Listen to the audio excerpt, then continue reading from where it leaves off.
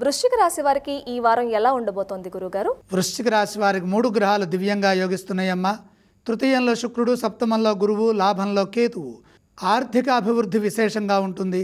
సాహసోపేతమైన నిర్ణయాలతో సంపదలు సమకూరుతాయి. చరస్థిర ఆస్తుల విషయంలో స్పష్టత వస్తుంది.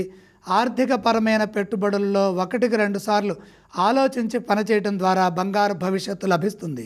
ముఖ్య కార్యక్రమాల్లో ప్రతి అడుగు జాగ్రత్తగా వేయాలి. దేనికి తొందరవద్దు.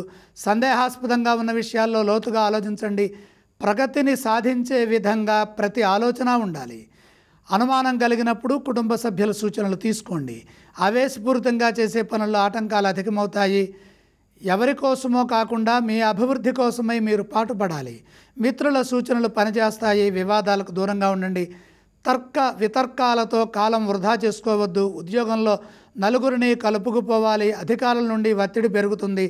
గందరగోళ స్థితి గోచరిస్తోంది. కొన్ని విషయాల్లో ఇబ్బందికర స్థితి కూడా ఉంటుంది. ప్రశాంతంగా సంభాషించాలి. లక్ష్యం నెరవేరే వరకు ఓర్పు వహించండి. సామరస్య ధోరణితో ముందుకు సాగండి.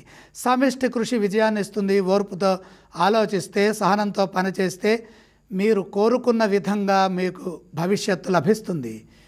వారాంతంలో శుభవార్త ఆనందాన్ని ఇస్తుంది. ఈ రాశి వారు ఏ స్తోత్రాన్ని పఠిస్తే మంచిదంటారు? వృశ్చిక రాశి వారు ఇష్టదైవాన్ని స్మరించడం మంచిది. వృశ్చిక రాశి వారు ఏ ఆలయాన్ని సందర్శించాలి? ఇష్టదేవతతో పాటు సూర్యుడిని దర్శించండి. ఈ రాశి వారు ఏ విధానం చేస్తే మంచిది? గోధుమలు దానంగా సమర్పించండి.